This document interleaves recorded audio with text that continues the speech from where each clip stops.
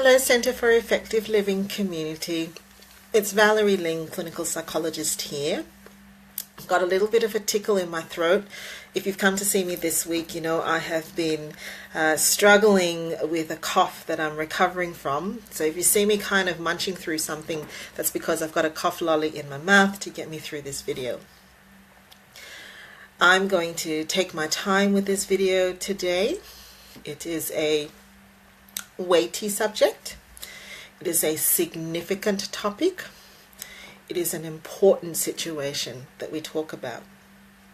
In the lead up to RUOK Day on Thursday, September 14th, I thought I would just put this video up as a way of talking about suicide. RUOK Day on Thursday, September 14th is a day where we encourage one another to connect with someone we might be concerned about and actually just ask them the question, are you okay? So for this video, I just specifically want to talk about a couple of myths and facts around talking about suicide. Thank you for joining me and watching me today. So to begin with, does talking about suicide with someone actually increase their likelihood that they're going to suicide? Does even bringing up the topic put the idea in their head? Well, I think this is an interesting one to talk about because in recent times, in the last couple of months, you probably would have seen the media talking quite a bit about a particular TV show that has, that has as the main central theme in the show about a young person who actually does suicide. Now, I think that sort of talking about suicide is unhelpful. It basically sensationalizes suicide. It actually dismisses the very real, significant crisis that a person is in when they have those thoughts. By romanticizing the idea and glamorizing the idea, it very quickly puts into young people's heads that that might be the only option that they have. So that sort of talking about suicide is unhelpful. But when someone who is concerned about you, who knows you, connects with you and asks you the question, are you okay? That's a very different thing. Why? Well, first of all, if you are feeling such depths of hopelessness, you're also probably feeling a great deal of shame. And that shame isolates you, alienates you. And when that happens, you're also less likely to be in contact with people who care for you and less likely to be in contact with community resources and options that might be able to help you.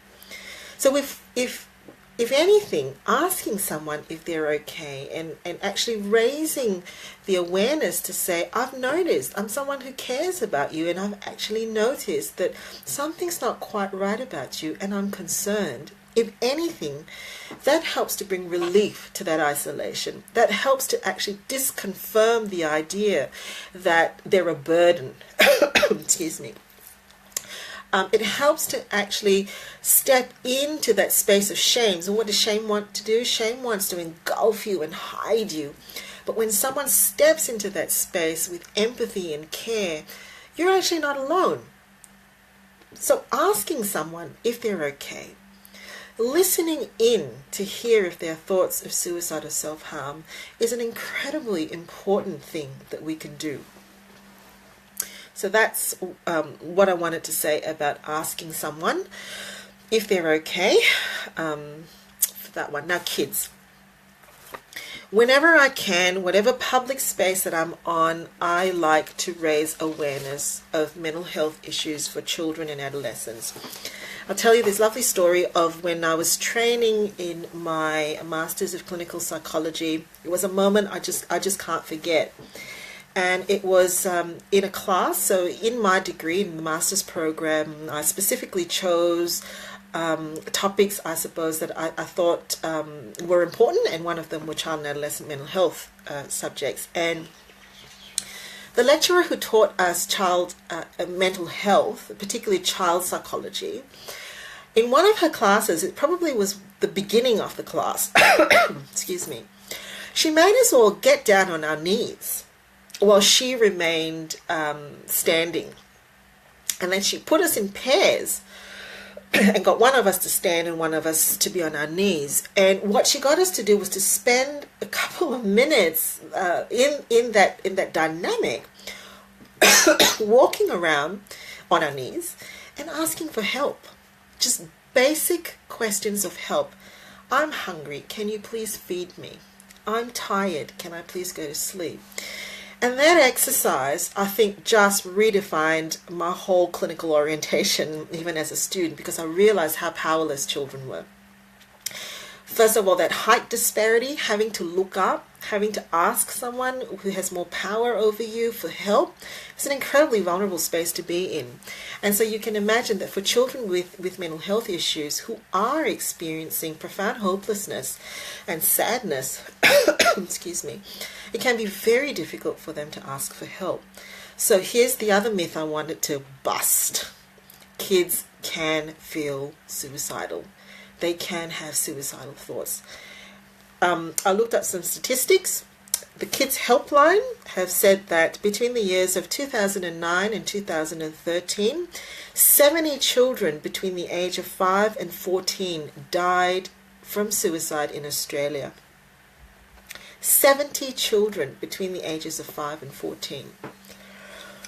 It may not always be obvious to the adults around them what's going on in their mind, but it can be obvious to us the changes or the warning signs. So some warning signs for kids. Today I've actually got paper as I'm doing this video because it's just so important and I didn't want to miss out anything.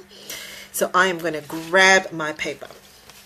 So with kids, there are some risk factors. If there's bullying in the picture, if you're already noticing shifts in their sleeping, eating, in their concentration, if they're more irritable than usual, if they're sad, more sad than usual, if they're withdrawing, if the things that used to give them fun and pleasure don't even excite them anymore, and if they're starting to say things like, I just wish I could disappear.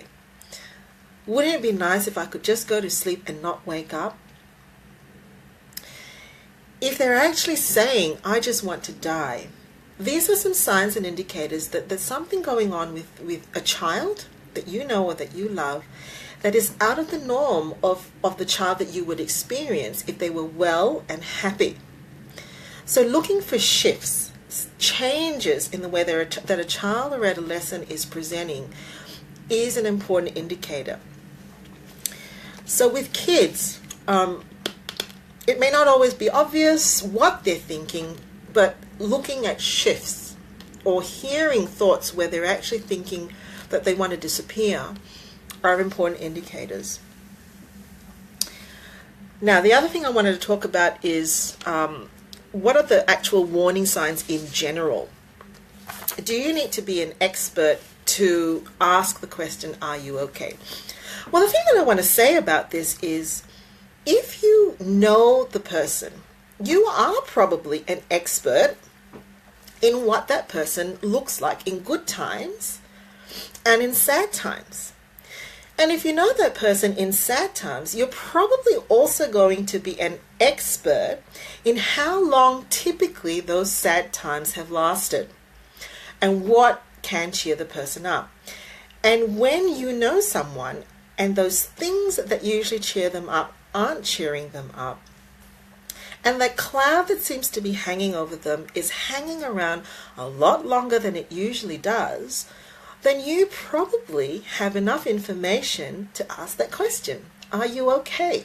Excuse me. Do you need help?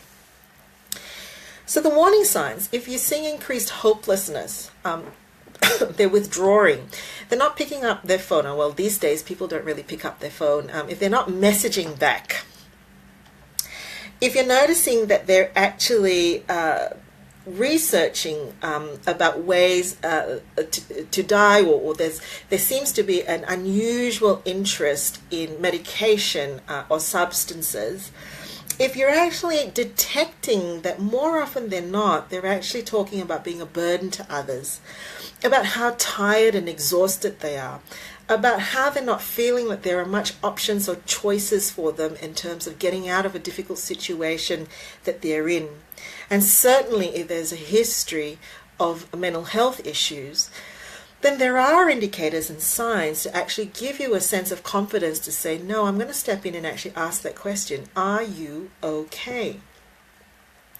So what I would like to do by just finishing up is to say that Are You OK Day is coming up Thursday, September 14th. One of the goals of the Are You OK Day movement is to increase awareness of the power of connection. The power of asking one question to one person that cascades to another person asking that question. That we're less segmented, that we're less isolated from one another, that we are far more acting in a sense of, I know you, I care for you, I'm going to ask this question. That's got to be a powerful thing and a great thing to be a part of. I'm going to put a bunch of links in the comment section for where you can get information for warning signs, where you can call for help. All of this week, because we are featuring the Are You OK Day week, this could be triggering for yourself, and so I'm also pinning the list of helplines that are available for anybody who might be experiencing distress watching the videos or coming across the articles. Have a great day.